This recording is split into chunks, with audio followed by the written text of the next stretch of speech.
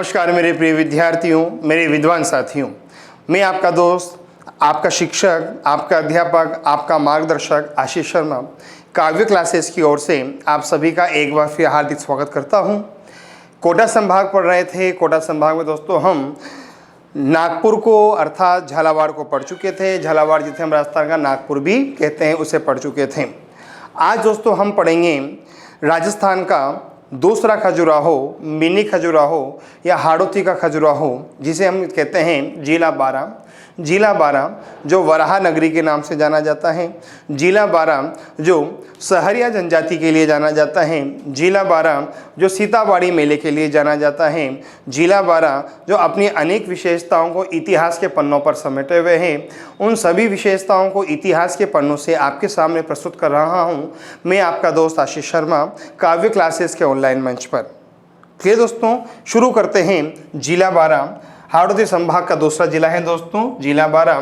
हम झालावाड़ पढ़ चुके हैं और दोस्तों आज हम पढ़ेंगे हाड़ौती संभाग का दूसरा जिला, जिला बारां। ठीक, अब दोस्तों बारां की अगर बात करते हैं, दोस्तों अगर बारां की बात करते हैं तो सबसे पहले बात आती है कि जो बारां है, इस बारां का प्राचीन नाम क्या है। जो बारां है, इस बारां का प्राचीन नाम क्या है। तो आप क्या बताओगे कि जो बारां है ना, इस बारां का प्राचीन नाम है वराह नगरी। जो बारां है, इस बारां का प्राचीन नाम क्या है, वराह नगरी। ठीक, फिर दोस्तों बात आती है कि जो बारां है ये प्राचीन काल में किनके अधीन रहा था। बात आती है कि जो बारां है ये प्राचीन काल में किनके अधीन रहा था। तो आप क्या बताओगे कि जो बारां है ये प्राचीन काल में सोलंकी राजपूतों के अधीन रहा था। जो बारां है ये बारां प्राचीन काल में सोलंकी राजपूतों के अधीन रहा था। एकदम क्लियर। तीसरी बात दोस्तों, जो बारां है ये बारां पूर्व में, दोस्तों ये जो बारां है ये बारां पूर्व में आता था कोटा रियासत में। ठीक दोस्तों, जो बारां है ये बारां साहब आपके पूर्व में किस में आता था, कोटा रियासत में। ठीक, अब ये जो कोटा रियासत है दोस्तों, जो कोटा रियासत है, इस कोटा रियासत का राजस्थान में विलय, दोस्तों जो कोटा रियासत है, इस कोटा रियासत का राजस्थान में जो विलय हुआ वो हुआ था 25 मार्च 1948 को। जो कोटा रियासत है इसका जो राजस्थान में विलय हुआ वो कब हुआ, 25 मार्च 1948 को। और 25 मार्च 1948 को क्या था, राजस्थान एकीकरण का दूसरा चरण। एकदम क्लियर। पूछा जाए कि 25 मार्च 1948 को क्या था, राजस्थान एकीकरण का दूसरा चरण, जिसका नाम आप सब जानते हैं पूर्व राजस्थान संघ। ठीक, क्या नाम था, पूर्व राजस्थान संघ। ठीक, और मैं दोस्तों हर बार बताता हूँ और बार बार बताऊँगा। क्लियर, जितनी बार पढ़ोगे दोस्तों उतना ही आपका आत्मविश्वास बढ़ता जाएगा और सफलता में सबसे बड़ा योगदान आत्मविश्वास का होता है। तो पूछा जाएगा कि पूर्व राजस्थान संघ में कितनी रियासतें थी, 9 रियासतों के नाम आपको रटाऊँगा। बांसवाड़ा, बूंदी, किशनगढ़, झालावाड़, डूंगरपुर, कोटा, प्रतापगढ़, शाहपुरा और टोंक। एकदम क्लियर यहाँ तक। तो इसका मतलब अगर कोटा रियासत 25 मार्च 1948 को राजस्थान में आई तो बारां का जो राजस्थान में विलय हुआ, बारां का जो राजस्थान में विलय हुआ वो कब हुआ, 25 मार्च 1948 को। बारां का जो राजस्थान में विलय हुआ वो कब हुआ, 25 मार्च 1948 को हुआ। एकदम क्लियर। फिर दोस्तों बात आती है कि जो बारां है, दोस्तों बात आती है कि जो बारां है यह बारां साहब आपके जिला कब बनाया गया। पूछा जाएगा कि जो बारां है ये बारां जिला कब बनाया गया और ये राजस्थान का कौन सा जिला है। तो दोस्तों जो बारां है ना ये राजस्थान का 28वां जिला है। और पूछा जाए कि बारां को राजस्थान का 28वां जिला कब बनाया गया, 10 अप्रैल 1991 को। कब बनाया गया, 10 अप्रैल 1991 को। और 10 अप्रैल 1991 को कुल 3 जिले बने थे। कितने जिले बने थे, 3। एक तो कौन सा बना था, बारां। ठीक, एक कौन सा बना था, दौसा। ठीक, और दोस्तों एक क्या बना था, राजसमंद। बारां, दौसा और राजसमंद, ये 3 जिले बने थे। बारां कौन सा जिला था? 28वां, दौसा 29वां और 30वां जिला कौन था दोस्तों? राजसमंद। समझ जाओगे। बारां का प्राचीन नाम था वराह नगरी। ये सोलंकी राजपूतों के अधीन आता था। प्राचीन काल में बारां कोटा रियासत का अंग था और कोटा रियासत का राजस्थान में विलय हुआ 25 मार्च 1948 को। दोस्तों कब हुआ? 25 मार्च 1948 को। क्लियर। और दोस्तों इस दिन राजस्थान एकीकरण का कौन सा चरण था? दूसरा चरण। रियासतें थी 9, बाबू की झाड़ू को प्रशाटो, बांसवाड़ा, बूंदी, किशनगढ़, झालावाड़, डूंगरपुर, कोटा, प्रतापगढ़, शाहपुरा और टोंक। ठीक। बारां राजस्थान का 28वां जिला है। 10 अप्रैल 1991 को इसे राजस्थान का 28वां जिला बनाया गया था। ठीक। और 10 अप्रैल 1991 को कुल 3 जिले बने थे, बारां, दौसा और राजसमंद। बारां 28वां, दौसा 29वां और 30वां राजसमंद था। ठीक दोस्तों, आगे की बात करते हैं। फिर बात आती है कि जो बारां है, इस बारां की भौगोलिक स्थिति क्या है? पूछा जाए कि बारां की भौगोलिक स्थिति क्या है, तो आप क्या बताओगे कि जो बारां है, इस बारां की भौगोलिक स्थिति है कि यह दक्षिण पूर्वी राजस्थान में आता है। पूछा जाए कि बारां की भौगोलिक स्थिति क्या है, तो आप क्या बताओगे कि जो बारां है, ये बारां दक्षिण पूर्वी राजस्थान में आता है। कहाँ आता है? दक्षिण पूर्वी राजस्थान में आता है। एकदम क्लियर। अच्छा, पूछ लिया जाए कि बारां का अक्षांशीय विस्तार कितना है? पूछ लिया जाए कि बारां का अक्षांशीय विस्तार कितना है, तो आप क्या बताओगे कि बारां का अक्षांशीय विस्तार है 24 डिग्री 25 मिनट से लेकर 24 डिग्री 25 मिनट से लेकर 25 डिग्री 55 मिनट। 24 डिग्री 25 मिनट से लेकर 25 डिग्री 55 मिनट, ये बारां का अक्षांशीय विस्तार है। अर्थात बारां 24 डिग्री 25 मिनट से 25 डिग्री 55 मिनट उत्तरी अक्षांश के मध्य स्थित है। एकदम क्लियर। अच्छा, फिर पूछा जाए कि बारां का देशांतरीय विस्तार कितना है? पूछ लिया जाए कि बारां का देशांतरीय विस्तार कितना है, तो आप क्या बताओगे कि बारां का देशांतरीय विस्तार है 76 डिग्री 12 मिनट से लेकर 76 डिग्री 26 मिनट। पूर्वी देशांतर 76 डिग्री 12 मिनट से लेकर 76 डिग्री 26 मिनट पूर्वी देशांतर, ये बारां का देशांतरीय विस्तार है। भौगोलिक स्थिति दक्षिण पूर्वी राजस्थान। अक्षांशीय विस्तार 24 डिग्री 25 मिनट से लेकर 25 डिग्री 55 मिनट तक। देशांतरीय विस्तार 76 डिग्री 12 मिनट से लेकर 76 डिग्री 26 मिनट पूर्वी देशांतर के मध्य स्थित है। एकदम क्लियर। फिर बात आती है कि वर्ष 2011 के अनुसार बारां जिले की जनसंख्या कितनी है? पूछा जाए कि वर्ष 2011 के अनुसार बारां जिले की जनसंख्या कितनी है, तो आप क्या बताओगे? 12,22,755। वर्ष 2011 के अनुसार बारां जिले की जनसंख्या कितनी है? 12,22,755 है। एकदम क्लियर। और पूछ लिया जाए कि बारां का घनत्व कितना है? पूछा जाए कि बारां का जनसंख्या घनत्व कितना है, तो आप क्या बताओगे? 175 व्यक्ति प्रति वर्ग किलोमीटर बारां का जनसंख्या घनत्व है। पूछ लिया जाए कि वर्ष 2011 के अनुसार बारां का लिंगानुपात कितना है? वर्ष 2011 के अनुसार बारां का लिंगानुपात कितना है? 929। कितना है दोस्तों? 929। वर्ष 2011 के अनुसार बारां जिले का लिंगानुपात कितना है? 929। एकदम क्लियर। अच्छा दोस्तों, पूछा जाएगा कि साहब आपके वर्ष 2011 के अनुसार बारां जिले में साक्षरता का प्रतिशत कितना है? वर्ष 2011 के अनुसार बारां जिले में साक्षरता का प्रतिशत कितना है? 66.7%। कितना है दोस्तों? 66.7%। समझ जाओगे क्या अच्छी तरह? ठीक। भौगोलिक स्थिति यह दक्षिण पूर्वी राजस्थान में आता है। अक्षांशीय विस्तार 24 डिग्री 25 मिनट से 25 डिग्री 55 मिनट उत्तरी अक्षांश। देशांतरीय विस्तार 76 डिग्री 12 मिनट से 76 डिग्री 26 मिनट पूर्वी देशांतर।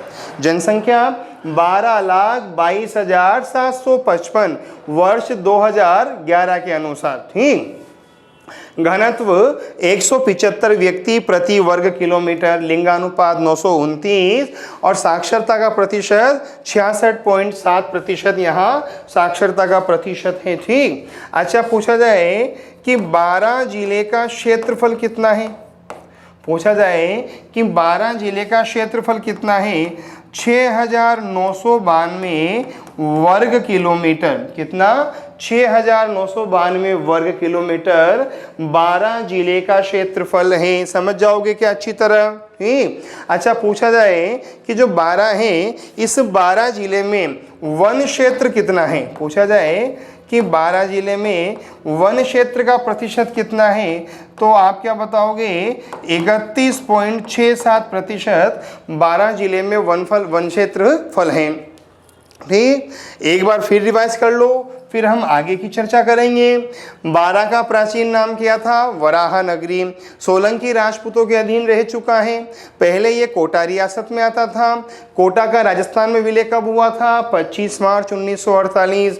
25 मार्च 1948 को कौन सा चरण था? सेकंड चरण। नाम क्या था? पूर्व राजस्थान संघ। रियासतें 9 कौन कौन सी? बांसवाड़ा, बूंदी, किशनगढ़, झालावाड़, डूंगरपुर, कोटा, प्रतापगढ़, शाहपुरा और टोंक। एकदम क्लियर? अच्छा, अगली बात आती है कि साहब आपके 12 कौन सा जिला है? 28वां जिला। कब बनाया गया? 10 अप्रैल 1991 में। इस दिन कितने जिले बने थे? 3। 12 दो सारा समान। डन। अच्छा, भौगोलिक स्थिति दक्षिण पूर्व राजस्थान। अक्षांश विस्तार 24 डिग्री 25 मिनट से 25 डिग्री 55 मिनट उत्तरी अक्षांश। देशांतरी विस्तार 76 डिग्री 12 मिनट से लेकर 76 डिग्री 26 मिनट पूर्वी देशांतर। जनसंख्या 12,22,755। घनत्व 175 व्यक्ति प्रति वर्ग किलोमीटर। मेरे विद्वान साथियों, लिंगानुपात 929, साक्षरता 66.7%, क्षेत्रफल 6,992, वन क्षेत्र 31.67%। एकदम क्लियर? अच्छा, फिर बात आती है कि साहब आपके 12 जिले में कौन सा अभयारण्य है? पूछा जाएगा कि 12 जिले में कौन सा अभयारण्य है, तो आप क्या बताओगे कि 12 जिले में साहब आपके जो अभयारण्य है ना, उसका नाम है शेरगढ़ अभयारण्य। पूछा जाएगा कि 12 जिले में कौन सा अभयारण्य है? शेरगढ़ अभयारण्य। अच्छा, पूछा जाएगा कि इसे अभयारण्य कब बनाया गया, तो आप क्या बताओगे?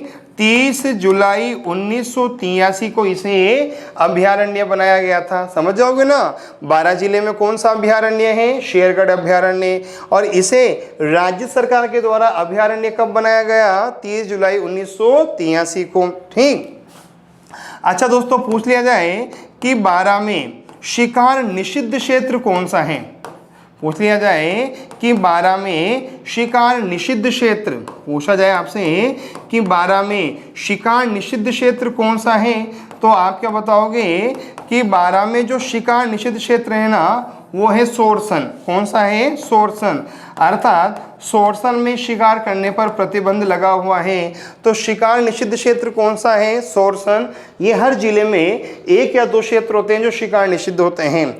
तो अभयारण्य तो शेरगढ़ अभयारण्य, और इसे अभयारण्य कब बनाया गया? 30 जुलाई 1983। और 12 जिले में शिकार निषिद्ध क्षेत्र कौन सा है? सोरसन। एकदम क्लियर? अच्छा दोस्तों, जो सोरसन है ना, ये बहुत काम के लिए जाना जाता है। दोस्तों, सोरसन आपके 2 काम आएगा। ठीक, पहली बात, फिर बात आती है कि जो सोरसन है इसकी प्रसिद्धि का कारण क्या है? सोरसन की प्रसिद्धि का कारण क्या है? तो साहब समझना कि जो सोरसन है ना, ये एक तो जाना जाता है शिकार निषिद्ध क्षेत्र के लिए। दोस्तों, जो सोरसन है ये जाना जाता है शिकार निषिद्ध क्षेत्र के लिए। ठीक, ये तो साहब आपके एक काम हो गया इसकी प्रसिद्धि का। और दोस्तों, सोरसन इसके अलावा जो प्रसिद्ध है ना, वो साहब आपके प्रसिद्ध है कि साहब आपके सोरसन 12 में ही साहब आपके ब्राह्मणी माता का मंदिर है। एकदम क्लियर? दोस्तों, सोरसन 12 में साहब आपकी ब्राह्मणी माता का मंदिर है। ठीक, जब हम 12 जिले के मंदिर पढ़ेंगे तो वहाँ इस मंदिर की चर्चा करेंगे। और बात आए कि सोरसन 12 और क्यों प्रसिद्ध है, पूछा जाए कि सोरसन 12 और क्यों प्रसिद्ध है? तो आप क्या बताओगे कि राज्य पक्षी गोडावण के लिए। एकदम क्लियर। अर्थात यहाँ राज्य पक्षी गोडावण पाए जाते थे, अब बहुत कम पाए जाते हैं, विलुप्त हो गए हैं। एकदम क्लियर। तो तब आपके सोरसनबारा राज्य पक्षी गोडावण के लिए भी प्रसिद्ध था किसी जमाने में, अब नहीं है दोस्तों। अब यहाँ राज्य पक्षी गोडावण विलुप्त के कगार पर है या विलुप्त हो चुके हैं। ठीक। तो सोरसनबारा 3 कामों के लिए प्रसिद्ध है। शिकार निषिद्ध क्षेत्र सोरसनबारा, ब्राह्मणी माता का मंदिर सोरसनबारा, और राज्य पक्षी गोडावण के लिए तब आपके कौन प्रसिद्ध है? सोरसनबारा। फिर बात आती है कि जो राज्य पक्षी गोडावण है दोस्तों, जो राज्य पक्षी गोडावण है सब आपके इसे स्थानीय भाषा में कहा जाता है। पूछा जाए कि जो राज्य पक्षी गोडावण है इसे स्थानीय भाषा में क्या कहा जाता है? पूछा जाए कि राज्य पक्षी गोडावण को स्थानीय भाषा में क्या कहा जाता है, तो आप क्या बताओगे कि गोडावण को स्थानीय भाषा में कहा जाता है माल मोरडी। जो गोडावण है इसे स्थानीय भाषा में क्या कहा जाता है? माल मोरडी। फिर बात आती है कि जो गोडावण है इस गोडावण को अंग्रेजी भाषा में क्या कहा जाता है? पूछा जाए कि गोडावण को अंग्रेजी भाषा में क्या कहा जाता है, तो आप क्या बताओगे कि इसे अंग्रेजी भाषा में कहा जाता है ग्रेट इंडियन बस्टर्ड। पूछा जाए कि इसे अंग्रेजी भाषा में क्या कहा जाता है? Great Indian bustard. दोस्तों जो गोडावण है इसे इस अंग्रेजी भाषा में सब आपके क्या कहा जाता है? Great Indian bustard. एकदम क्लियर। फिर पूछा जाए कि साहब आपके जो गोडावण है इस गोडावण को हिंदी में क्या कहा जाता है? पूछा जाएगा कि जो गोडावण है इस गोडावण को हिंदी में क्या कहा जाता है, तो आप क्या बताओगे कि इस गोडावण को हिंदी में 3 नाम दिए गए हैं। क्लियर दोस्तों। एक नाम तो दिया गया है सोहन चिड़िया। क्या नाम दिया गया है? सोहन चिड़िया। दोस्तों एक नाम दिया गया है हुकना। क्या नाम दिया गया है? हुकना। और दोस्तों एक नाम दिया गया है गोधन मेर। दोस्तों एक क्या नाम दिया गया है? गोधन मेर। समझ जाओगे ना। इसके 3 नाम हैं, एक तो है सोहन चिड़िया, एक है हुकना और एक है गोधन मेर। ये इसको हिंदी भाषा में कहा जाता है। सोरसनबारा में आता है। 12 शिकार सोरसन शिकार निषिद्ध क्षेत्र है, याद रखना। ब्राह्मणी माता के लिए प्रसिद्ध है और राज्य पक्षी गोडावण के लिए प्रसिद्ध है। किंतु वर्तमान में राज्य पक्षी यहाँ से विलुप्त हो चुका है, ये भी याद रखना। राज्य पक्षी गोडावण को स्थानीय भाषा में कहते हैं माल मोरडी, अंग्रेजी में कहते हैं ग्रेट इंडियन बस्टर्ड और हिंदी में कहते हैं सोहन चिड़िया, हुकना और गोधन मेर। ठीक। अच्छा फिर बात आती है कि ये जो गोडावण है ना दोस्तों, ये जो गोडावण है ये मूल रूप से अब आपके कहाँ का पक्षी है, तो आप क्या बताओगे कि जो गोडावण है ना ये मूल रूप से अफ्रीकी पक्षी है। दोस्तों जो गोडावण है ये मूल रूप से आपके क्या है? अफ्रीकी पक्षी है। दोस्तों दूसरी बात, दोस्तों जो गोडावण है ना यह बहुत शर्मीला पक्षी है। दोस्तों जो गोडावण है यह बहुत शर्मीला पक्षी है, अर्थात साहब आपके कभी भी ये भीड़ में या झुंड में नहीं रहता, साहब आपके बहुत शर्मीला है, एकांतवास में रहता है। ठीक। दोस्तों जो गोडावण है ये अक्सर एकांतवास में रहते हैं। एकदम क्लियर। दोस्तों जो गोडावण है ये सब आपके अक्सर कहाँ रहते हैं? एकांतवास में। ठीक। अच्छा दोस्तों अगली बात आपकी बात आए दोस्तों, साहब ये भी ध्यान रखना, गोडावण कभी भी पेड़ पर घोंसला नहीं बनाते हैं। याद रखना दोस्तों, जो गोडावण है ना ये कभी भी पेड़ पर घोंसला नहीं बनाते हैं। क्लियर दोस्तों, जो गोडावण है ये कभी भी पेड़ पर घोंसला नहीं बनाते हैं। तो फिर सब आपके ये पानी के निकट, दोस्तों ये पानी के निकट अपना घोंसला बनाते हैं या अंडे देते हैं। क्लियर, ये पानी के निकट ही अंडे देते हैं। दोस्तों ये ध्यान रखना। ठीक, ये गोडावण की विशेषता है। अच्छा पूछ लिया जाए कि गोडावण को राज्य पक्षी का दर्जा कब दिया गया? पूछ लिया जाए कि गोडावण को राज्य पक्षी का दर्जा कब दिया गया, तो आप क्या बताओगे? 21 मई 1982 को, 21 मई 1982 को इसे राज्य पक्षी का दर्जा दिया गया। अच्छा दोस्तों ध्यान रखना, ये राज्य पक्षी गोडावण 3 जगह पाया जाता है। ये राज्य पक्षी गोडावण 3 जगह पाया जाता है। एक तो पाया जाता है राष्ट्रीय मरु उद्यान, एक तो पाया जाता है राष्ट्रीय मरु उद्यान में, और राष्ट्रीय मरु उद्यान कहाँ है? जैसलमेर में। समझ जाओगे ना दोस्तों। और दोस्तों ये पाया जाता है सांकलिया में। साहब कहाँ पाया जाता है? सांकलिया में। और पूछा जाए सांकलिया कहाँ आती है? अजमेर में, यहाँ भी ये पाया जाता है। और तीसरा साहब आपके कहाँ पाया जाता है? सोरसन में। कहाँ पाया जाता है? सोरसन में। और सोरसन कहाँ आता है? बारां में आता है। समझ गए क्या अच्छी तरह? चलो दोस्तों एक बार फिर समझो भाई।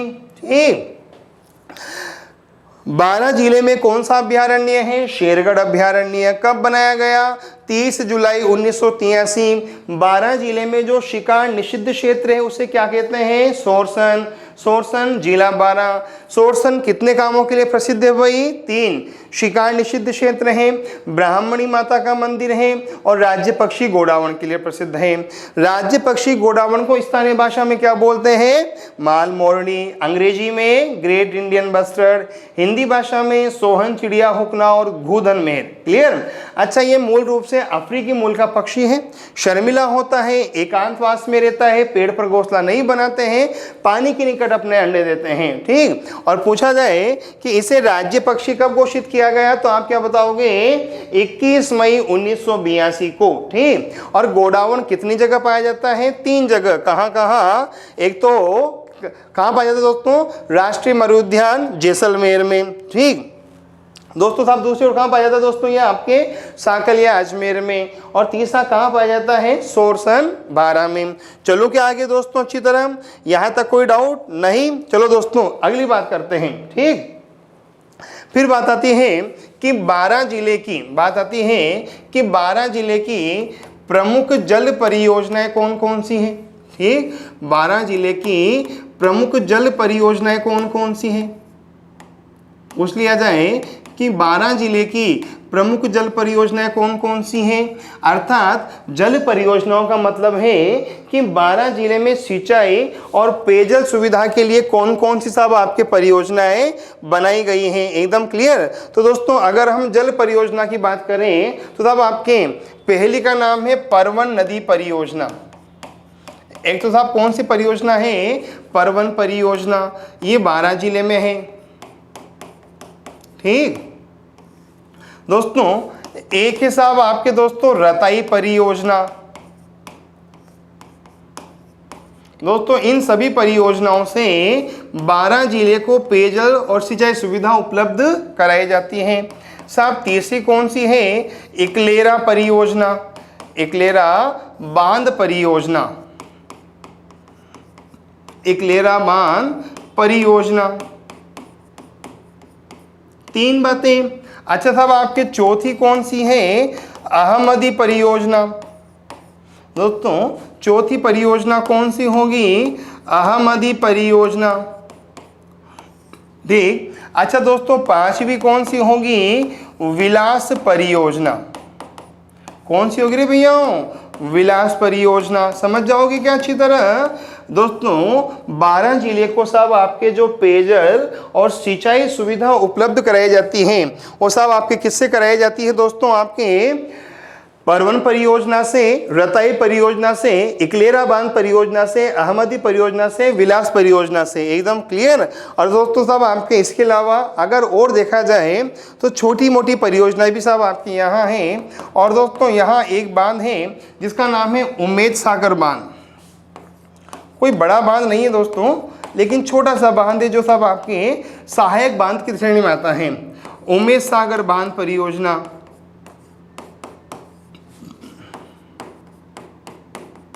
ये लो भाई। ठीक, और दोस्तों एक परियोजना का नाम और रट लो, और उसका नाम है छतरपुरा परियोजना। दोस्तों देखो ये परियोजना किस काम की है? एग्जामिनर केवल एक परियोजना का नाम देके पूछ लेगा, अहमदी परियोजना किस जिले में है? याद होगा तो ही लगा सकते, अदरवाइज आप आंसर नहीं लगा सकते। इसलिए परियोजना के नाम मतलब परवन परियोजना, रतय परियोजना, इकलेरा बांध परियोजना, अहमदी परियोजना, विलास परियोजना, उमेश सागर बांध परियोजना और छतरपुरा परियोजना कहाँ है? 12 जिले में है। ठीक। अच्छा दोस्तों, अगर हम 12 में पशुपालन की बात करते हैं, अगर हम 12 में पशुपालन की बात करते हैं तो दोस्तों 12 में सब आपके एक बकरी का विशेष रूप से पशुपालन किया जाता है जिसका नाम है जमुनापरी। एकदम क्लियर दोस्तों, 12 में एक विशेष प्रकार की बकरी का पशुपालन किया जाता है जिसका नाम है जमुनापरी। एकदम क्लियर दोस्तों, यहाँ जमुनापरी नस्ल की बकरी का, जमुनापरी नस्ल की बकरी क्लियर है, प्रमुख रूप से पाली जाती है। एकदम क्लियर, जमुनापरी नस्ल की बकरी 12 क्षेत्र का प्रमुख पशु है। समझ जाओगे कि दोस्तों पूछा जाएगा कि 12 जिले में पशुपालन की दृष्टि से सब आपके क्या है कि सब आपके यहाँ बकरी पालन विशेष रूप से किया जाता है और जमुनापरी नस्ल की बकरी यहाँ विशेष रूप से पाली जाती है। एकदम क्लियर। अच्छा दोस्तों, फिर बात आती है कि राजस्थान में बकरी की प्रमुख नस्लें कौन कौन सी हैं। देखो सब समझना, जब हम बकरी की बात कर ही रहे हैं तो पूछा जाए कि राजस्थान में बकरी की प्रमुख नस्लें कौन कौन सी हैं। ठीक, पूछा जाए कि राजस्थान में बकरी की प्रमुख नस्लें कौन कौन सी हैं। ठीक, तो आप क्या बताओगे कि एक तो है जमुनापरी, एक तो कौन सी है? जमुनापरी। अच्छा दोस्तों, एक कौन सी है? शेखावाटी। ये सब आपकी बकरी की नस्लें हैं। एकदम क्लियर। अच्छा दोस्तों, सब आपके एक कौन सी सब आपके दोस्तों? लोही। ठीक दोस्तों, एक कौन सी है? मारवाड़ी। ठीक दोस्तों, एक कौन सी है? अलवरी। दोस्तों एक कौन सी है? अलवरी। समझ जाओगे तो तब आपके बकरी की प्रमुख नस्लें जमुनापरी हो गई। क्लियर दोस्तों, शेखावटी होगी, लोही होगी, मारवाड़ी होगी और अलवरी होगी। क्लियर दोस्तों। इसके अलावा भी अगर दोस्तों एक दो नस्लों की ओर बात करें तो तब आपके एक सिरोही नस्ल की बकरी भी है। ठीक, और दोस्तों एक है बड़ावरी। सब आपके ये सब क्या है? बकरी की नस्ल है। समझ जाओगे, जमुनापरी, शेखावाटी, लोही, मारवाड़ी, अलवरी, सिरोही और बड़ावरी दोस्तों ये सब क्या आती हैं? तब आपके दोस्तों ये सब बकरी की नस्लें मानी जाती हैं। एकदम क्लियर। चलो आगे। अच्छा दोस्तों, अगली बात करते हैं। समझना देखो दोस्तों, अब इनमें से एक दो क्वेश्चन समझना दोस्तों। ये जो शेखावटी नस्ल की बकरी होती है ना दोस्तों, जो शेखावटी नस्ल की बकरी होती हैं इसके सींग नहीं होते हैं। देखना दोस्तों, जो शेखावटी नस्ल की बकरी होती है ना इसके सींग नहीं होते हैं। क्लियर। देखना क्वेश्चन आ जाए कि निम्न में से बकरी की वो कौन सी नस्ल है जिसके सींग नहीं होते हैं? शेखावाटी। तो शेखावाटी नस्ल की बकरी के सींग नहीं होते हैं, पहली बात। दूसरी बात दोस्तों, बात आती है कि जो शेखावाटी नस्ल की बकरी है दोस्तों, ये दोस्तों जो शेखावाटी नस्ल की बकरी है इस बकरी का जो प्रजनन है वो किया था काजरी के वैज्ञानिकों ने। एकदम क्लियर दोस्तों। देखना दोस्तों, जो शेखावटी नस्ल की जो बकरी है इसका जो प्रजनन किया था सब वो किसने किया था? काजरी के वैज्ञानिकों ने। तो यहाँ से दो प्रश्न बनेंगे। क्लियर। एक तो क्या बनेगा कि निम्न में से वो बकरी की कौन सी नस्ल जिसके सींग नहीं होते? शेखावटी। और इस बकरी का प्रजनन किसके द्वारा किया गया था? काजरी के वैज्ञानिकों के द्वारा किया गया था। ठीक दोस्तों, ये जो अलवरी नस्ल था आपके दोस्तों, ये जो अलवरी नस्ल की बकरी है ना इसे जकराना भी कहा जाता है। दोस्तों जो अलवरी नस्ल की बकरी है इसे क्या कहा जाता है? जकराना। और पूछा जाएगा कि निम्न में से बकरी की वो कौन सी नस्ल है जो सबसे सुंदर होती है? निम्न में से बकरी की वो कौन सी नस्ल है जो सबसे सुंदर होती है? तो आपका आंसर क्या होगा दोस्तों? साहब आपके दोस्तों अगर पूछा जाए कि निम्न में से बकरी की वो कौन सी नस्ल है दोस्तों, सुंदर की बात नहीं करेंगे हम। क्लियर। निम्न में से बकरी की वो कौन सी नस्ल होती है जो सबसे ज़्यादा दूध देती हैं? जो सबसे ज़्यादा दूध देती हैं। तो आप क्या बताओगे दोस्तों? अलवरी। एकदम क्लियर, या जकराना। तो सबसे ज़्यादा दूध के लिए किसे जाना जाता है? अलवरी नस्ल की बकरी को। और सींग नहीं होते हैं शेखावटी नस्ल की बकरी के। काजरी के वैज्ञानिकों के द्वारा प्रजनन कराया गया था शेखावटी नस्ल की बकरी का। और जो बकरी सर्वाधिक दूध देती है अलवरी या जखराना। ठीक, फिर बात आती है कि निम्न में से बकरी की वो कौन सी नस्ल है जो सबसे सुंदर होती है? पूछा जाएगा कि निम्न में से बकरी की वो कौन सी नस्ल है जो सबसे सुंदर होती है? बड़ावरी। क्या होती है दोस्तों? बड़ावरी। एकदम क्लियर। बकरी की वो नस्ल जो सबसे सुंदर होती है वो सब कौन सी होती है आपके? बड़ावरी। एकदम क्लियर। अगली बात, दो बातें। अच्छा, फिर बात आती है कि निम्न में से बकरी की वो कौन सी नस्ल है जो मांस उत्पादन के लिए जानी जाती है? एकदम क्लियर। निम्न में से बकरी की वो कौन सी नस्ल है जो मांस उत्पादन के लिए जानी जाती है? तो एक तो लोही है और एक मारवाड़ी है। एक तो लोही है और एक मारवाड़ी है। समझ जाओगे क्या? एक बार फिर समझना। 12 जिले में किस नस्ल की बकरी का पशुपालन होता है? जमनापरी। राजस्थान में बकरी की प्रमुख नस्लें जमनापरी, शेखावाटी, लोही, मारवाड़ी, अलवरी, सिरोही और बड़ावरी। निम्न में से बकरी की वो कौन सी नस्ल है जिसके सींग नहीं होते हैं? शेखावाटी। और इस बकरी का प्रजनन किया गया था काजरी के वैज्ञानिकों के द्वारा। सबसे ज्यादा दूध देती है अलवरी या जखरा नस्ल की बकरी। सबसे सुंदर होती है बड़ावरी। और मांस के लिए जानी जाती है लोही और मारवाड़ी नस्ल की बकरी। हाँ या ना भैयाओं? क्लियर के यहाँ तक? अच्छा दोस्तों, यहाँ तक कोई डाउट तो नहीं है ना भैयाओं? चलूँ आगे। ठीक। अच्छा, फिर बात आती है कि साहब आपके 12 जिले में ऊर्जा के लिए साहब आपके बात आती है कि 12 जिले में ऊर्जा के लिए साहब आपके किस संयंत्र की स्थापना की गई है? एकदम क्लियर। बात आती है कि 12 में ऊर्जा के लिए किसकी स्थापना की गई है? तो दोस्तों ध्यान रखना, 12 जिले में दोस्तों 12 जिले में एक क्षेत्र है और उस क्षेत्र का नाम है अंता। 12 जिले में एक क्षेत्र है, उसका नाम क्या है? अंता। ठीक। और दोस्तों इस अंता में प्राकृतिक गैस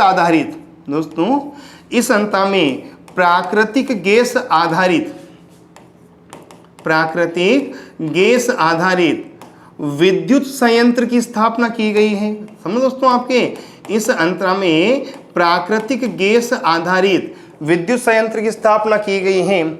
और पूछा जाए कि इसकी स्थापना किसके द्वारा की गई है?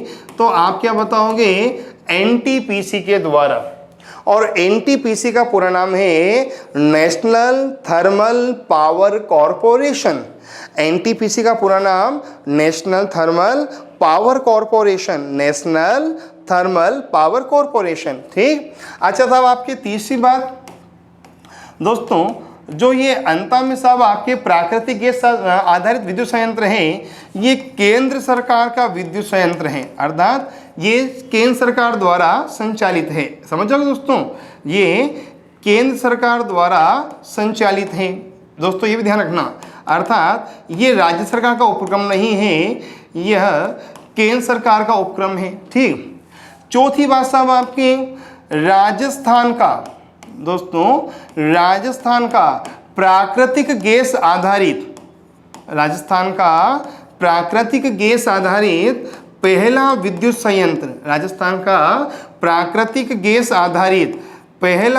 संयंत्र साहब आपके कौन सा है? एनटीपीसी अंता, प्राकृतिक गैस आधारित प्रथम विद्युत संयंत्र। ध्यान रखना दोस्तों, राजस्थान का प्राकृतिक गैस आधारित प्रथम विद्युत संयंत्र साहब आपके कौन सा है? एनटीपीसी अंता।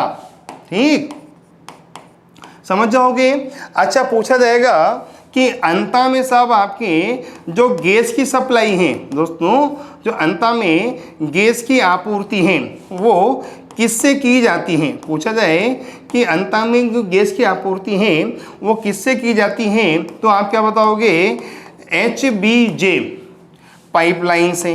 पूछा जाए कि अंता में गैस की आपूर्ति किससे की जाती है, तो आप क्या बताओगे? HBJ पाइपलाइन से। ठीक। फिर पूछा जाए कि HBJ का मतलब क्या होता है, तो दोस्तों H का मतलब होता है हिजोरा। दोस्तों H का मतलब क्या होता है? हिजोरा। ठीक। दोस्तों B का मतलब होता है बीजापुर। एच का मतलब तो हिजोरा, बी का मतलब होता है बीजापुर, ठीक। और दोस्तों जे का मतलब होता है जगदीशपुर, समझ जाओगे क्या। तो यहाँ HBJ अर्थात हिजोरा, बीजापुर और जगदीशपुर पाइपलाइन से गैस की आपूर्ति की जाती है, समझ जाओगे क्या अच्छी तरह। अच्छा, पूछा जाए कि साहब आपके इस NTPC में पूछ लिया जाए कि इस NTPC में दोस्तों, इस NTPC में राजस्थान सरकार का कितना अधिकार है, ठीक।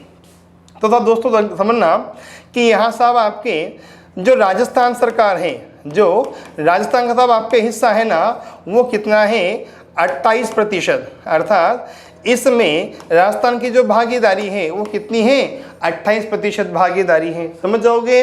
12 में कौन सा क्षेत्र है, अंता। अंता में प्राकृतिक गैस आधारित विद्युत संयंत्र है। स्थापना कब हुई, अच्छा किसने की थी, NTPC ने। NTPC का मतलब नेशनल थर्मल पावर कॉरपोरेशन, एकदम क्लियर।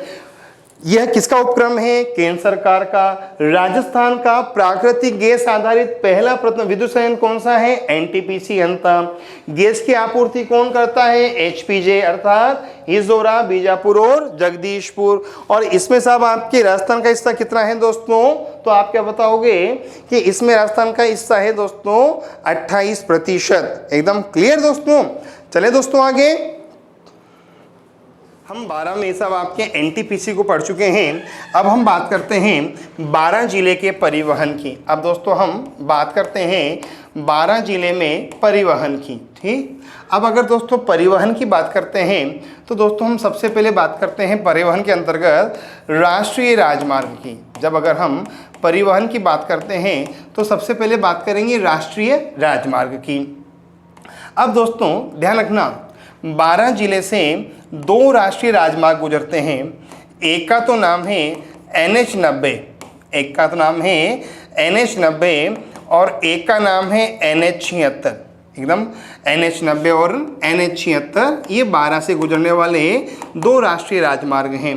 फिर बात आती है कि जो NH90 है ये किसे जोड़ता है, तो आप क्या बताओगे कि जो NH90 है ना, ये 12 और अकलेरा को आपस में जोड़ता है। जो NH90 है ये 12 और अकलेरा को आपस में जोड़ता है। और दोस्तों ध्यान रखना, जो NH90 है दोस्तों, जो NH90 है ये वर्तमान में निर्माणाधीन प्रक्रिया में है। दोस्तों जो NH90 है ना, ये वर्तमान में निर्माणाधीन प्रक्रिया में है। दोस्तों जो NH76 है ना, इस NH76 की कुल लंबाई है 1007 किलोमीटर। जो NH76 है इसकी कुल लंबाई कितनी है 1007 किलोमीटर। और दोस्तों ये भारत के 3 राज्यों को आपस में जोड़ता है, ठीक। और पूछा जाए वो 3 राज्य कौन कौन से हैं, तो एक तो है राजस्थान, एक है यूपी और एक है MP। राजस्थान, यूपी, MP ये तीनों को आपस में जोड़ता है। दोस्तों बात करें राजस्थान की, तो राजस्थान में NH76 की लंबाई है 480 किलोमीटर, ठीक। यूपी में NH76 की लंबाई है 467 किलोमीटर, एकदम क्लियर। यूपी में NH76 की लंबाई है 467 किलोमीटर, ठीक। और दोस्तों MP में NH76 की लंबाई है 60 किलोमीटर, ठीक। अच्छा, फिर बात आती है कि राजस्थान में साहब आपके जो NH76 है ये कहाँ कहाँ जाता है, तो आप क्या बताओगे कि राजस्थान में जो NH76 है ये जाता है एक तो पिंडवाड़ा, ठीक, सिरोही में आता है। पिंडवाड़ा के बाद उदयपुर, उदयपुर के बाद दोस्तों ये जाता है भीलवाड़ा, ठीक। दोस्तों भीलवाड़ा के बाद ये जाएगा बूंदी। दोस्तों भीलवाड़ा के बाद ये कहाँ जाएगा, बूंदी। बूंदी के बाद दोस्तों ये कहाँ जाएगा, कोटा। और कोटा के बाद दोस्तों कहाँ निकल जाएगा, 12। और फिर 12 से दोस्तों कहाँ निकल जाता है ये, एमपी निकल जाता है। समझ जाओगे। तो परिवहन के उद्देश्य से देखा जाए तो तब आपके राष्ट्रीय राजमार्ग दो हैं 12 में। एक तो कौन सा है, NH90 और एक है NH76। NH90 12 और अकलेरा को आपस में जोड़ता है, तो NH76 अब आपके यूपी, एमपी और राजस्थान को आपस में जोड़ता है। NH76 की लंबाई है 1007 किलोमीटर और दोस्तों ये राजस्थान में 480 किलोमीटर, यूपी में 467 467 किलोमीटर और एमपी में 60 किलोमीटर लंबा है। ठीक, राजस्थान में साहब आपके पिंडवाड़ा, उदयपुर, भीलवाड़ा, बूंदी, कोटा 12 इस NH76 के रास्ते में पड़ते हैं। एकदम क्लियर। ये तो हुआ राष्ट्रीय राजमार्ग की बात। अगर दोस्तों हम रेलवे की बात करते हैं, अगर हम रेलवे की बात करते हैं तो ध्यान रखना कि साहब आपके जो 12 जिला है ना, ये आता है पश्चिम मध्य रेलवे में। एकदम क्लियर। जो 12 है ना, ये सब आपके किस में आता है, पश्चिम मध्य रेलवे में। पूछा जाए कि जो 12 है ये 12 सब किस में आता है, पश्चिम मध्य रेलवे में। और पश्चिम मध्य रेलवे में भी पूछा जाए कि पश्चिम मध्य रेलवे में भी किस मार्ग पर आता है, तो आप क्या बताओगे कि पश्चिम मध्य रेलवे के अंतर्गत जो 12 है ये आता है कोटा बीना मार्ग पर। कहाँ आता है ये, कोटा बीना मार्ग पर पश्चिम मध्य रेलवे में आता है। तो पश्चिम मध्य रेलवे में भी कहाँ आता है दोस्तों, ये कोटा बीना मार्ग पर आता है। और दोस्तों जो बीना है ये सब आपके एमपी में है। जो बीना है ये कहाँ है दोस्तों, आपके एमपी में है। एकदम क्लियर, यहाँ तक एकदम क्लियर। चलो आगे दोस्तों। अच्छा दोस्तों, फिर हम बात करते हैं 12 जिले के प्रमुख मंदिरों की। फिर दोस्तों बात करते हैं हम 12 जिले के प्रमुख मंदिरों की कि 12 में कौन कौन से मंदिर पाए जाते हैं या कौन कौन से मंदिर स्थित हैं। ठीक, तो दोस्तों अगर 12 के मंदिरों की बात करेंगे तो हम आपके सबसे पहले बात आएगी भंड देवरा की। क्लियर दोस्तों, सबसे पहले किसकी बात आएगी, भंड देवरा की। और जो भंड देवरा है ये कहाँ आता है दोस्तों, आपके 12 जिले में। ठीक, फिर बात आती है कि जो भंड देवरा है यहाँ किसका मंदिर है, शिव मंदिर है। पूछा जाएगा कि भंड देवरा में किसका मंदिर है, शिव मंदिर है, पहली बात। ठीक, अच्छा दूसरी बात आती है कि ये मंदिर किस शैली में बना हुआ है, पंचायतन शैली में बना हुआ है। क्लियर दोस्तों, पूछा जाएगा कि ये मंदिर किस शैली में बना हुआ है, पंचायतन शैली में बना हुआ है। एकदम क्लियर, मैंने आपको पंचायतन शैली बता रखी है, ध्यान रखना। अच्छा, फिर बात आती है कि इस मंदिर का निर्माण किसने कराया था। पूछा जाएगा कि साहब आपके ये जो मंदिर है इस मंदिर का निर्माण किसने कराया था। मैंने बताया था ना कि साहब आपके जो मंदिर है इस मंदिर का साहब आपके निर्माण कराया था मेद वंश के शासक मलय वर्मा ने। मैंने पहले ही बताया था दोस्तों। बात आती है कि जो मंदिर है इस मंदिर का निर्माण किसने कराया था, तो आप क्या बताओगे कि इस मंदिर का निर्माण कराया था मलय वर्मा ने। ये जो मंदिर है इस मंदिर का निर्माण किसने कराया था, मलय वर्मा ने। और पूछा जाएगा कि मलय वर्मा किस वंश का शासक है, तो आप क्या बताओगे कि जो मलय वर्मा था ना ये मेद वंश का शासक था। एकदम क्लियर, पूछ लिया जाए कि मलय वर्मा किस वंश का शासक था, ये मेद वंश का शासक था, याद रखना। अच्छा, अगर पूछ लिया जाए कि इस मंदिर का पुनः निर्माण किसने कराया, पूछ लिया जाए कि इस मंदिर का पुनः निर्माण किसने कराया, तो आप क्या बताओगे, त्रिशवर्मा ने। इस मंदिर का पुनः निर्माण किसने कराया, त्रिशवर्मा ने। अच्छा, पूछा जाए कि इस मंदिर को क्या कहा जाता है, तो आप क्या बताओगे कि इसे कहा जाता है राजस्थान का मिनी खजुराहो। पूछा जाए कि इस मंदिर को क्या कहा जाता है, राजस्थान का मिनी खजुराहो। और दोस्तों इसे कहा जाता है हाड़ोती का खजुराहो। राजस्थान का मिनी खजुराहो और हाड़ोती का खजुराहो दोस्तों किसे कहा जाता है, भंड देवरा को। भंड देवरा कहाँ आता है, 12 में। कौन सा मंदिर है, शिव मंदिर है। किस शैली में बना हुआ है, पंचायतन शैली में। ठीक, किसने बनाया था, मलय वर्मा ने। मलय वर्मा किस वंश का शासक था, मेद वंश का। क्लियर दोस्तों। अच्छा, फिर बात आती है पुनर्निर्माण किसने कराया? त्रिश वर्मा ने। ठीक, इसे क्या कहा जाता है? राजस्थान का खजुराहो या राजस्थान का मिनी खजुराहो या फिर सब आपके क्या कहलाएगा दोस्तों? आपके ये हाड़ौती का खजुराहो। एकदम क्लियर। चलूँ आगे। अच्छा दोस्तों, फिर बात आती है कि यहाँ दूसरा मंदिर कौन सा है? तो मैंने कहा था ना कि साहब यहाँ जो दूसरा मंदिर है उसका नाम है ब्राह्मणी माता का मंदिर। यहाँ जो दूसरा मंदिर है उस मंदिर का नाम क्या है? ब्राह्मणी माता का मंदिर। पूछ लिया जाए कि 12 में दूसरा मंदिर कौन सा प्रसिद्ध है, तो आप क्या बताओगे कि दूसरे मंदिर का नाम है ब्राह्मणी माता का मंदिर। ब्राह्मणी माता का मंदिर यहाँ प्रसिद्ध दूसरा मंदिर है। अच्छा, पूछा जाए कि जो ब्राह्मणी माता का मंदिर है ये कहाँ स्थित है, तो आप क्या बताओगे? सोरसन में। कहाँ स्थित है? सोरसन में। और सोरसन कहाँ स्थित है? 12 में। समझ जाओगे क्या? पहली बात। अच्छा दोस्तों, बात आती है कि ब्राह्मणी माता के मंदिर की विशेषता क्या है, तो आप क्या बताओगे कि ब्राह्मणी माता राजस्थान की एकमात्र ऐसी लोक देवी है जिसकी पीठ की पूजा की जाती है। ब्राह्मणी माता राजस्थान की एकमात्र ऐसी लोक देवी है जिसकी पीठ की पूजा की जाती है। ठीक। अच्छा दोस्तों, यहाँ भरता है हाड़ौती में गधों का मेला, अर्थात हाड़ौती का जो गधों का मेला है वो सब आपके कहाँ भरता है? सब आपके ब्राह्मणी माता का मंदिर सोरसन 12 में। हाड़ौती का गधों का मेला, एकदम क्लियर, सब आपके कहाँ भरता है? यहाँ भरता है। अच्छा, पूछा जाएगा कि मेले का आयोजन कब किया जाता है? पूछा जाए कि मेले का आयोजन कब किया जाता है?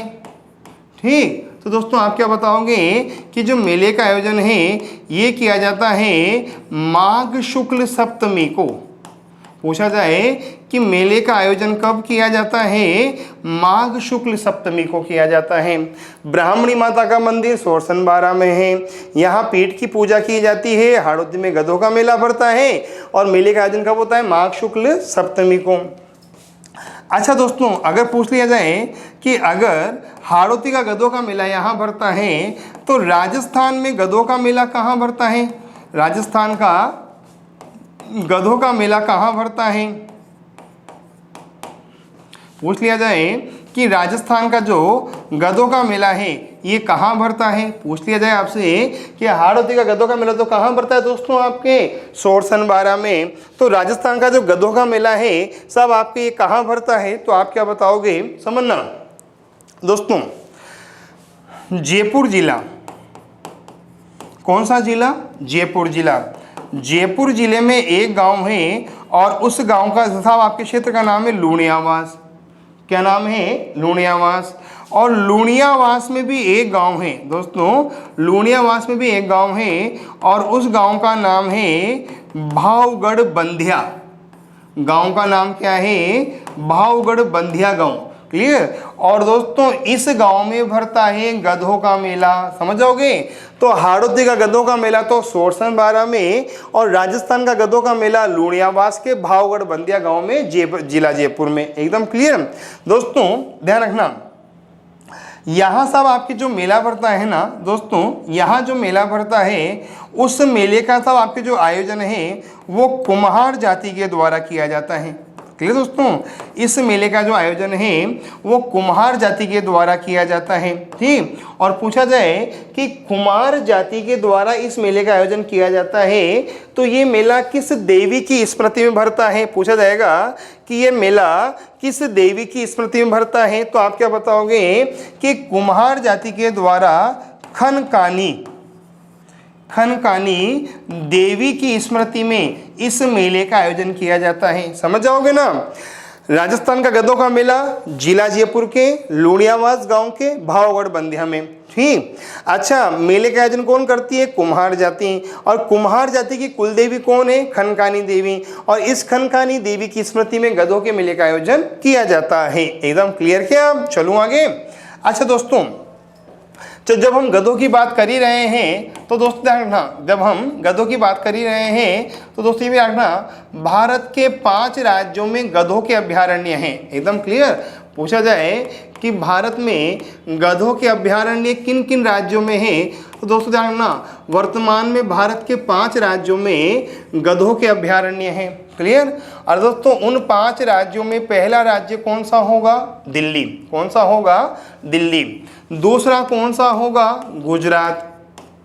ठीक। अच्छा, तीसरा कौन सा होगा? छत्तीसगढ़।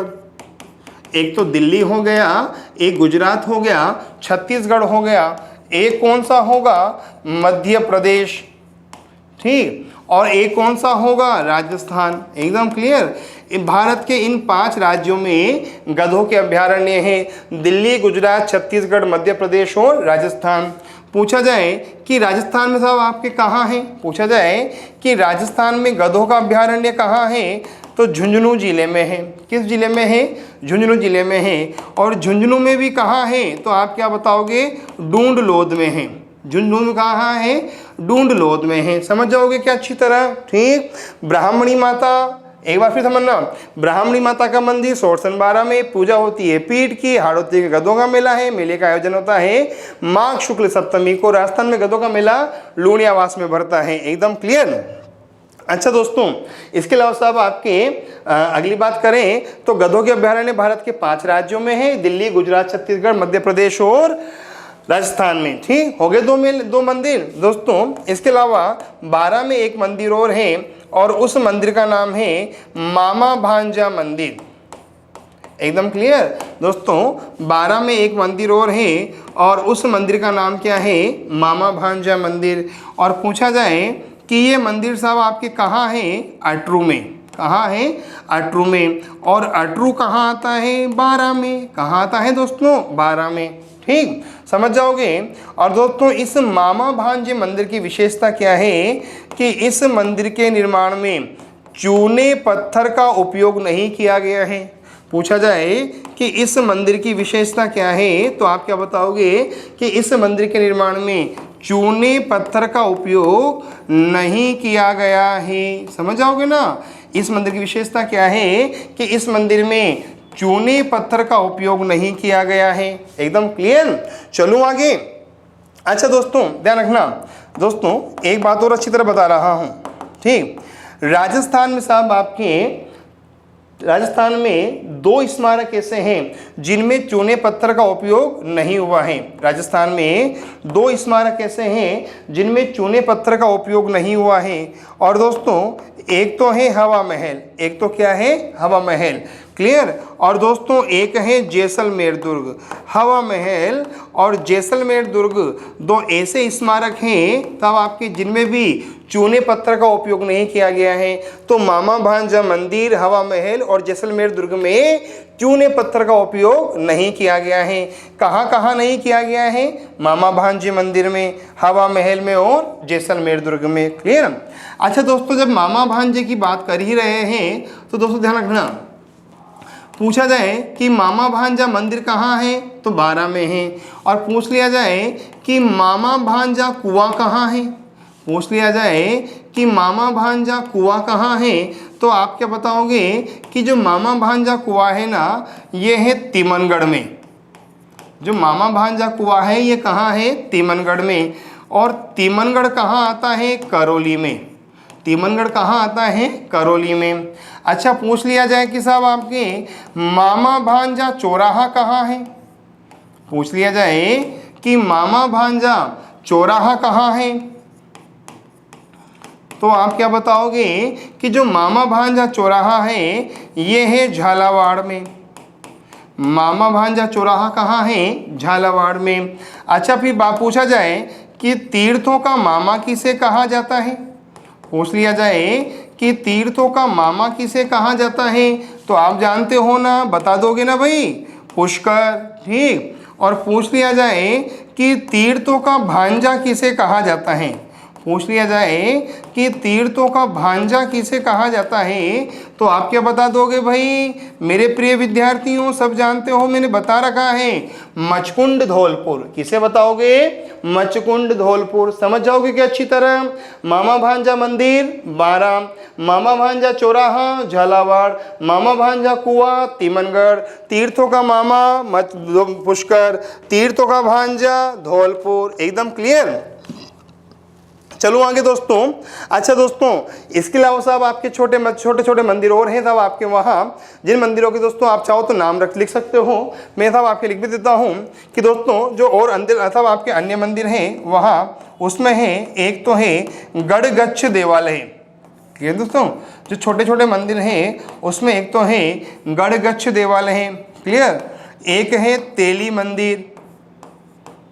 क्लियर दोस्तों? एक है कल्याण राय जी का मंदिर। कौन सा मंदिर? कल्याण राय जी का मंदिर। ये सब आपके 12 जिले के अन्य मंदिर हैं। क्लियर? एकदम क्लियर दोस्तों। चलो आगे अगली बात। अब दोस्तों जब हम अगली बात करते हैं तो दोस्तों हम अगली बात करते हैं 12 जिले के लोक नृत्य की। दोस्तों बात करते हैं 12 जिले के लोक नृत्य की। क्लियर? कि 12 जिले में कौन से नृत्य का आयोजन किया जाता है। क्लियर? तो दोस्तों जो 12 जिला है, अगर यहाँ लोक नृत्य की बात की जाए तो साहब आपके यहाँ चक्री नृत्य, ठीक दोस्तों, यहाँ चक्री नृत्य किया जाता है। ठीक दोस्तों, साहब आपके जो नृत्य है ना, ये नृत्य साहब आपके ना केवल 12 में अपितु हाड़ौती संभाग का प्रमुख नृत्य है। दोस्तों जो चक्री नृत्य है ये 12 का ही नहीं अपितु हाड़ौती संभाग का प्रमुख नृत्य है। ठीक, फिर बात आती है कि जो चक्री नृत्य है, बात आती है कि जो चक्री नृत्य है ये किस श्रेणी में आता है, तो आप क्या बताओगे कि साहब आपके ये एक तो आता है क्षेत्रीय नृत्य की श्रेणी में। ठीक, अच्छा तो अब आपकी और किस श्रेणी में आता है? ये आता है जातीय नृत्य की श्रेणी में, अर्थात केवल जाति विशेष के द्वारा ही किया जाता है। अच्छा, अगर ये क्षेत्रीय नृत्य में आता है तो मतलब हाड़ौती संभाग में, अगर ये जातीय नृत्य में आता है तो इसे कौन करती हैं? कंजर जाति की बालाएं। ठीक, पूछा जाएगा कि इसे कौन करती हैं, तो आप क्या बताओगे? कंजर जाति की लड़कियां, अर्थात कंजर जाति की लड़कियों के द्वारा ये नृत्य किया जाता है। ठीक, फिर पूछा जाए कि इस नृत्य की प्रसिद्ध कलाकार कौन हुई, तो आप क्या बताओगे? शांति और फुलवा। शांति और फुलवा इस नृत्य की प्रसिद्ध नृत्यांगना है या प्रसिद्ध कलाकार है। समझ जाओगे दोस्तों, शांति और फुलवा इस नृत्य की प्रसिद्ध कलाकार हैं। ठीक, अच्छा अगर अगली बात की जाए कि इस नृत्य को लोकप्रिय किसने बनाया, तो आप क्या बताओगे? रशीद अहमद के द्वारा। रशीद अहमद के द्वारा इस नृत्य को लोकप्रिय बनाया गया। समझ जाओगे क्या दोस्तों? अच्छी तरह समझ जाना दोस्तों, एकदम क्लियर। लोकप्रिय बनाने वाले कौन थे? रशीद अहमद। ठीक, लोक नृत्य चक्री नृत्य कहाँ का है? हाड़ौती संभाग का। क्षेत्रीय नृत्य की श्रेणी में आता है, जातीय नृत्य की श्रेणी में आता है, और कौन करती है? कंजर जाति की लड़कियां। शांति फुलवा प्रसिद्ध कलाकार हैं, और रशीद अहमद के द्वारा इस नृत्य को लोकप्रिय बनाया गया है। ये हाड़ौती संभाग का प्रसिद्ध नृत्य है, अर्थात कोटा बूंदी बारां झालावाड़ में नृत्य किया जाता है। ठीक, अब दोस्तों हम बात करते हैं 12 जिले में पाई जाने वाली जनजाति की। हम बात करते हैं 12 जिले में पाई जाने वाली जनजाति की। ठीक, अगर दोस्तों बात आती है कि 12 में साहब आपके कौन सी जनजाति पाई जाती है, तो आप क्या बताओगे कि 12 में साहब आपके सहरिया जनजाति पाई जाती है। पूछा जाए कि 12 जिले में कौन सी जनजाति पाई जाती है, तो आप क्या बताओगे कि 12 जिले में सहरिया जनजाति पाई जाती है। फिर बात आती है कि जो सहरिया जनजाति है ये 12 जिले में कहाँ पाई जाती हैं, तो आप क्या बताओगे? एक तो शाहाबाद में और एक किशनगंज में। पूछा जाए कि ये कहाँ पाई जाती हैं, तो एक तो शाहाबाद में और एक किशनगंज में पाई जाती है। अच्छा, पूछा जाएगा कि शहर या जनजाति का प्रतिशत कितना है पूरे भारत में? 0.99%। पूछा जाए कि शहर या जनजाति का पूरे भारत की जनजातियों में कितना प्रतिशत है? सब आपके 0.99%। अच्छा, अगली बात दोस्तों, इसे कहा जाता है भारत की एकमात्र, दोस्तों इसे कहा जाता है सहरिया को भारत की एकमात्र आदिम जनजाति। दोस्तों जो सहरिया जनजाति है इसे कहा जाता है भारत की एकमात्र आदिम जनजाति। एकदम क्लियर। अच्छा दोस्तों, अगर अगली बात करते हैं सहरिया की, क्लियर दोस्तों, तो पूछा जाएगा कि जो सहरिया जनजाति होती हैं इनके जो घर होते हैं, बात आती है कि जो सहरिया जनजाति होती हैं और इनके जो घर होते हैं तो इनके घर क्या कहलाते हैं? तो आप क्या बताओगे कि इनके जो घर होते हैं ना वो कहलाते हैं टापरी। दोस्तों इनके जो घर होते हैं ना वो क्या कहलाते हैं? टापरी। ठीक। अच्छा, पूछा जाएगा कि इनकी बस्ती क्या कहलाती है? सहरिया मतलब आपकी जो बस्ती है ना वो क्या कहलाती है? तो आप क्या बताओगे? सहराना। इनकी जो बस्ती है वो क्या कहलाती है? सहराना कहलाती है। एकदम क्लियर। अच्छा, पूछा जाएगा कि इनके जो गांव होते हैं, इनके जो गांव होते हैं तो गांव को क्या कहा जाता है? सहरोल। क्या कहा जाता है? सहरोल। पूछ लिया जाए कि जो सहरिया जनजाति होती हैं इस सहरिया जनजाति का था आपके मुखिया क्या कहलाता है? तो आप क्या बताओगे कि सहरिया जनजाति का जो मुखिया है वो कहलाता है कोतवाल। जो सहरिया जनजाति है उसका मुखिया साहब आपके क्या कहलाता है? कोतवाल कहलाता है। ठीक। अच्छा दोस्तों, जो सहरिया जनजाति है ना ये पेड़ पर, दोस्तों जो सहरिया जनजाति है ये पेड़ पर मचान बनाती है, अर्थात पेड़ पर साहब आपके अपना झोपड़ा बनाती हैं। तो साहब आपके जो पेड़ पर मचान बनाती है ना इस मचान को कहा जाता है साहब आपके कोरुआ। ये जो मचान बनाती है ना इसे साहब क्या कहा जाता है? कोरुआ। क्या कहा जाता है दोस्तों? आपके कोरुआ। अगर कोरुआ ना कहा जाए तो क्या कहा जाएगा? गोपना या फिर टोपा। समझ जाओगे। अर्थात ये पेड़ पर साहब आपके अपना जो मकान बनाती है, झोपड़ा बनाती था, उसे क्या कहते हैं? कोरुआ, गोपा या टोपना। एकदम क्लियर। अच्छा दोस्तों, साहब बात आती है कि जो सहरिया जनजाति होती है, मैं इसका कल थोड़ा सा परिचय दूंगा। दोस्तों जो सहरिया जनजाति होती है ना तो साहब आपके सहरिया जनजाति में साहब आपके बस्ती के बीच में, सहरिया जनजाति में बस्ती के बीच में साहब आपकी जो मकान होता है, सहरिया जनजाति में बस्ती के बीच में जो मकान होता है उसे क्या कहा जाता है? बस्ती के जो मध्य में झोपड़ी होती है यह मकान होता है। सहरिया जनजाति में जो बस्ती के मध्य झोपड़ी या मकान होता है उसे साहब क्या कहा जाता है? तो आप क्या बताओगे कि उसे कहा जाता है हथाई। सब आपके उसे क्या कहा जाता है? हथाई अथवा बंगला। या तो हथाई कहा जाएगा या फिर क्या कहा जाएगा? बंगला कहा जाएगा। समझ जाओगे दोस्तों, हथाई या बंगला कहा जाएगा। ठीक। अब दोस्तों साहब आपकी बात आती है कि सहरिया जनजाति में घरेलू सामान, क्लियर, सहरिया जनजाति में घरेलू सामान रखने का पात्र, सहरिया जनजाति में घरेलू सामान रखने का जो पात्र होता है ना उसे क्या कहा जाता है? भंडेरी। सहरिया जनजाति में जो घर के सामान होते हैं उसे रखने का साहब आपके पात्र क्या कहलाता है? भंडेरी। फिर बात आती है कि सहरिया जनजाति में अनाज रखने का पात्र क्या कहलाता है? सहरिया जनजाति में अनाज रखने का जो पात्र है वो क्या कहलाता है? तो आप क्या बताओगे? कुशीला। साहब क्या कहलाएगा? कुशीला। सहरिया जनजाति में जो अनाज रखने का पात्र है साहब आपके उसे क्या कहा जाता है? कुशीला कहा जाता है। ठीक। अच्छा, फिर बात आती है कि जो सहरिया जनजाति है, दोस्तों बात आती है कि जो सहरिया जनजाति है इनके प्रमुख गीत कौन से हैं? बात आती है कि जो सहरिया जनजाति है इनका प्रमुख गीत कौन सा है? तो आप क्या बताओगे कि इनका जो प्रमुख गीत है ना वो है साहब आपके हिंडा। दोस्तों इनका जो प्रमुख गीत है साहब आपके पूछा जाएगा कि इनका जो प्रमुख गीत है वो कौन सा है?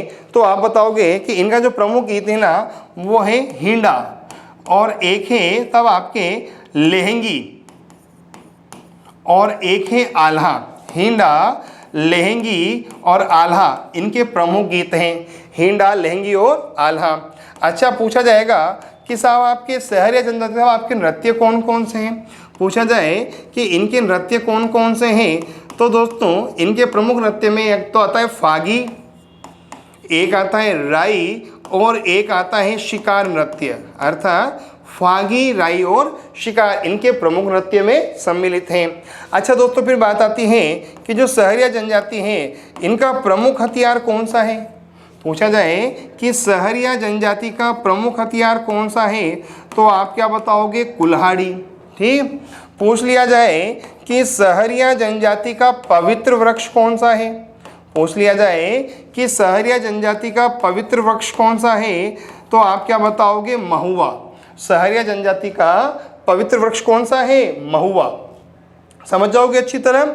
ठीक। अच्छा दोस्तों, से बात आती है कि सहरिया जनजाति में जो महिलाओं के वस्त्र हैं, दोस्तों सहरिया जनजाति में जो महिलाओं के वस्त्र हैं उन्हें क्या कहा जाता है। ठीक। पूछा जाएगा कि सहरिया जनजाति में महिलाओं के साथ आपके जो वस्त्र हैं उन्हें क्या कहा जाता है, तो आप क्या बताओगे कि सहरिया जनजाति में जो महिलाओं के वस्त्र हैं उन्हें रेंजा कहा जाता है। क्या कहा जाता है, रेंजा। फिर बात आती है कि सहरिया जनजाति में पुरुषों के वस्त्र क्या कहलाते हैं। पूछा जाए कि सहरिया जनजाति में पुरुषों के वस्त्र क्या कहलाते हैं, तो दोस्तों पुरुषों के वस्त्र साहब आपके 3 तरह के होते हैं। दोस्तों पुरुषों के वस्त्र 3 तरह के होते हैं। एकदम क्लियर दोस्तों, जो पुरुषों के वस्त्र होते हैं वो सब आपके 3 तरह के होते हैं। ठीक दोस्तों, एक तो होता है जो कमर के नीचे पहनते हैं। दोस्तों एक तो होता है जो कमर के नीचे पहनते हैं, उसे कहा जाता है पंछा। क्या कहा जाता है, पंछा। एक होता है अंगरखी, एक होता है अंगरखी जो कमर के ऊपर पहनते हैं, अंगरखी, उसे कहा जाता है सलूका। उसे क्या कहा जाता है, सलूका। एकदम क्लियर। और दोस्तों एक होता है जो सिर के ऊपर पहनते हैं, मतलब साफा। क्या होता है दोस्तों, साफा। और साहब पूछा जाएगा कि साफे को क्या कहा जाता है, खपटा या खपट्टा। क्या कहा जाता है, खपटा या फिर खपट्टा कहा जाता है। ठीक।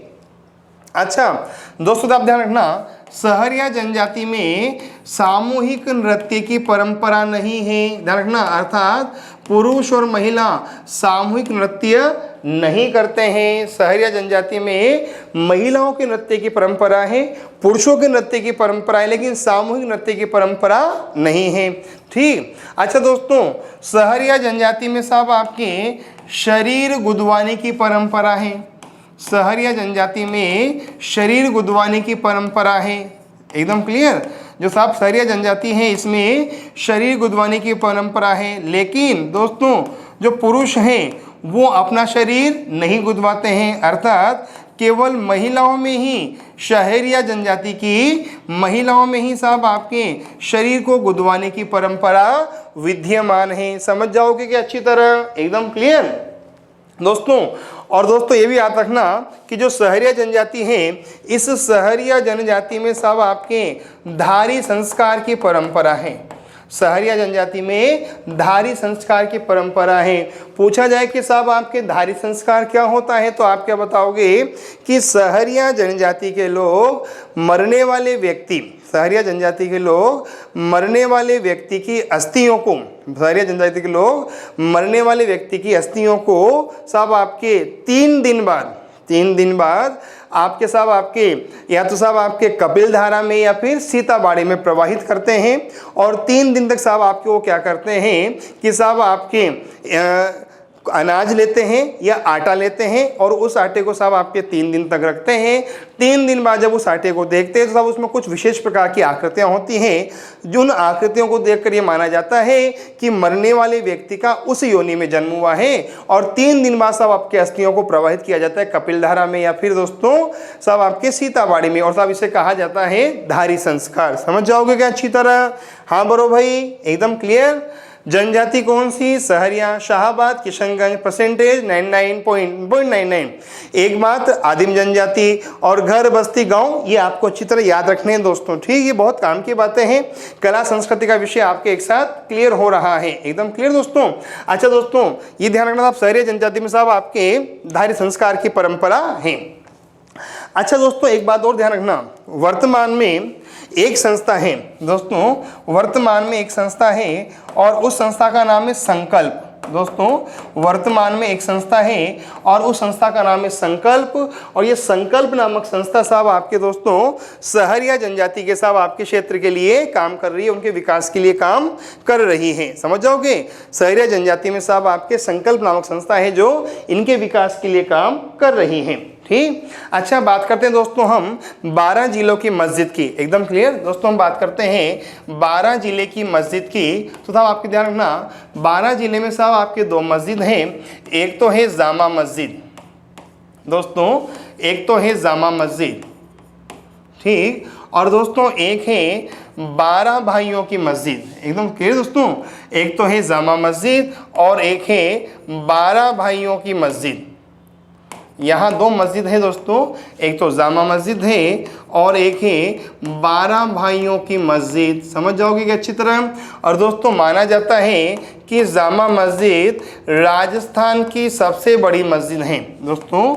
माना जाता है कि जामा मस्जिद राजस्थान की सबसे बड़ी मस्जिदों में से सम्मिलित है, अर्थात इसे राजस्थान की सबसे बड़ी मस्जिद भी कहा जाता है। किसे दोस्तों? जामा मस्जिद को। समझ जाओगे दोस्तों, पूछा जाएगा कि साहब जामा मस्जिद क्या है? राजस्थान की सबसे बड़ी मस्जिद है, एकदम क्लियर। अच्छा दोस्तों, फिर बात आने दोस्तों, अगर हम दोस्तों बात करते हैं यहाँ के दुर्गों की, तो आप ध्यान रखना, जो 12 जिला है यहाँ साहब आपके एक दुर्ग है और उस दुर्ग का नाम है शाहाबाद दुर्ग। दोस्तों यहाँ एक दुर्ग है, दुर्ग का नाम क्या है? शाहाबाद दुर्ग। और दोस्तों साहब आपके इस दुर्ग का साहब आपके जो निर्माण है वो किया गया है भामती पहाड़ी पर। दोस्तों ये जो दुर्ग है ना, इसका जो निर्माण है वो किया गया है भामती पहाड़ी पर। किस पहाड़ी पर किया गया है? भामती पहाड़ी पर किया गया है। और पूछा जाएगा कि इस दुर्ग का निर्माण किसने कराया था, तो आप क्या बताओगे? मुकुटमणि देव के द्वारा इस दुर्ग का निर्माण कराया गया था। पूछा जाएगा कि इस दुर्ग का निर्माता कौन था? मुकुटमणि देव। और पूछ लिया जाए कि मुकुटमणि देव किस वंश का था, तो आप क्या बताओगे कि मुकुटमणि देव सब आपके चौहान वंश का था, ठीक। और दोस्तों ध्यान रखना, जो शाहाबाद दुर्ग है दोस्तों, जो शाहाबाद दुर्ग है इसे कोशवर्धन के नाम से भी जाना जाता है। दोस्तों जो शाहाबाद दुर्ग है इसे कोशवर्धन के नाम से भी जाना जाता है, ठीक। और दोस्तों जो शाहाबाद दुर्ग है इसे सलीमाबाद के नाम से भी जाना जाता है।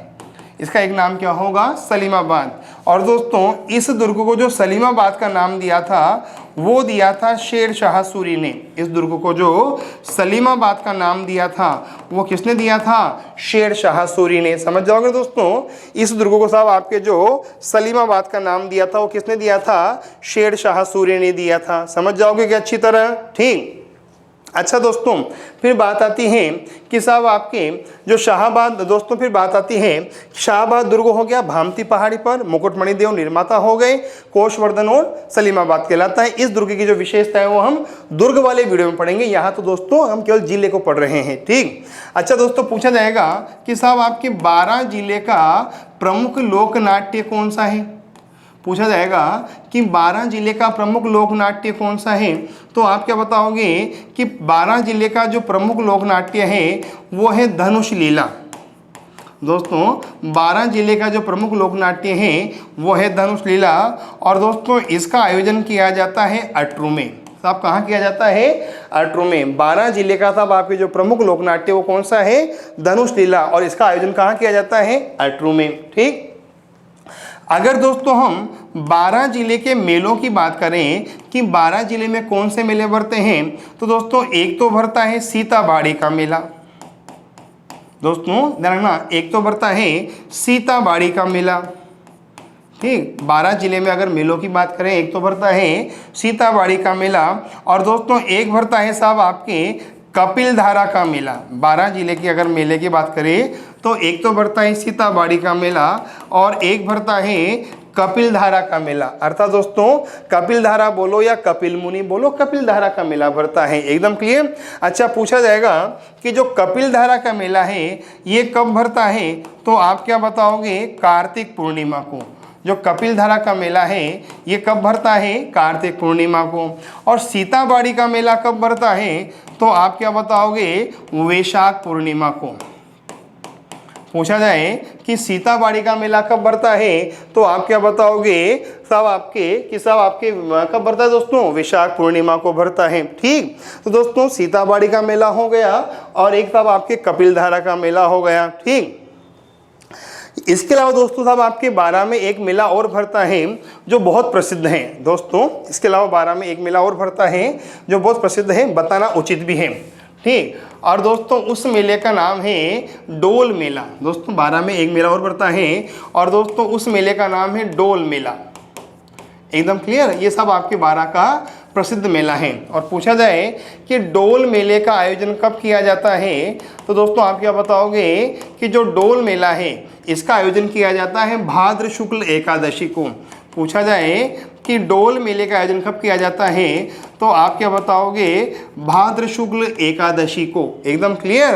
अर्थात या तो भाद्र शुक्ल एकादशी बोल देना दोस्तों, या क्या बोल दोगे? जल झूलनी एकादशी को। या तो भाद्र शुक्ल एकादशी को या फिर जल झूलनी एकादशी को साहब आपके इस मेले का आयोजन किया जाता है। एकदम क्लियर। ठीक, अच्छा दोस्तों एक बात ध्यान रखना, देखो अगर डोल मेले की बात आए, अगर डोल मेले की बात आए तो आपका आंसर क्या होगा? 12। ठीक, और अगर फुल डोल मेले की बात आए, अगर फुल डोल मेले की बात आए तो फिर आपका आंसर क्या होगा? शाहपुरा। एकदम क्लियर। अगर डोल मेले की बात आए तो 12 और फुल डोल मेले की बात आए तो शाहपुरा। शाहपुरा कहाँ आता है? भीलवाड़ा में। क्लियर। और दोस्तों जो फुल डोल मेला है ये राम स्नेही संप्रदाय का मेला है। दोस्तों जो फुल डोल मेला है ये राम स्नेही संप्रदाय का मेला है। समझा दोस्तों, ये राम स्नेही संप्रदाय का मेला कहलाता है। ठीक, और पूछा जाए कि आयोजन कब होता है, तो आप क्या बताओगे कि इसका आयोजन होता है चैत्र शुक्ल एकम से लेकर पंचमी तक। चैत्र शुक्ल एकम से लेकर पंचमी तक इस मेले का आयोजन होता है। समझ जाओगे अच्छी तरह दोस्तों। ठीक दोस्तों, ये था हमारा 12 जिला और 12 जिले की विशेषताएं। ये था हमारा 12 जिला और 12 जिले की विशेषताएं। 12 का प्राचीन नाम सोलंकी राजपूतों के अधीन। एक बार चित्र देख लीजिए, स्क्रीनशॉट ले लीजिए। ठीक दोस्तों। अच्छा, भौगोलिक स्थिति एकदम आपने क्लियर कर ली। अभ्यारण्य शेरगढ़ अभ्यारण्य है, शिकार निषिद्ध क्षेत्र सोरसन है। ठीक, अच्छा दोस्तों बात करते हैं सोरसन की। मैंने आपको पूरी विशेषता अच्छी तरह बता चुकी है। ठीक, अच्छा प्रमुख परियोजनाएं पशुपालन, बकरियों के बारे में आपको बता चुका हूँ। ठीक, अच्छा दोस्तों 12 में प्राकृतिक गैस का उद्योग है, NTPC 12, ध्यान रखना दोस्तों। ठीक, अच्छा दोस्तों इसके अलावा बात करते हैं दोस्तों परिवहन की, तो यहाँ NH90 NH76 गुजरता है, ये ध्यान रखना। एकदम क्लियर।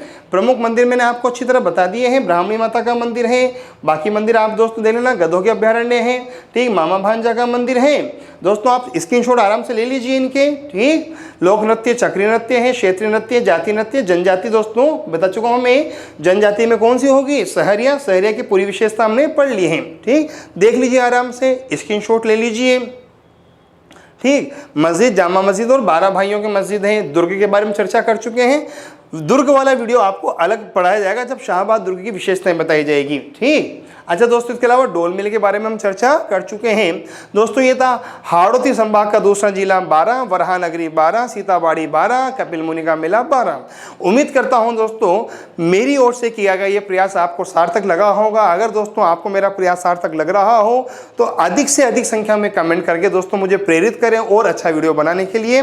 हमारे वीडियो को लाइक करें, शेयर करें, सब्सक्राइब करें और अधिक से अधिक संख्या में अपने दोस्तों को काव्य क्लासेस का ऐप डाउनलोड करने के लिए प्रेरित करें। काव्य क्लासेस के YouTube चैनल को पढ़ने के लिए प्रेरित करें। दोस्तों आप जीवन में तरक्की करें, अपने सपनों को साकार करें, जीवन में उत्तरोत्तर प्रगति करें, इसी आशा के साथ धन्यवाद। Thank you.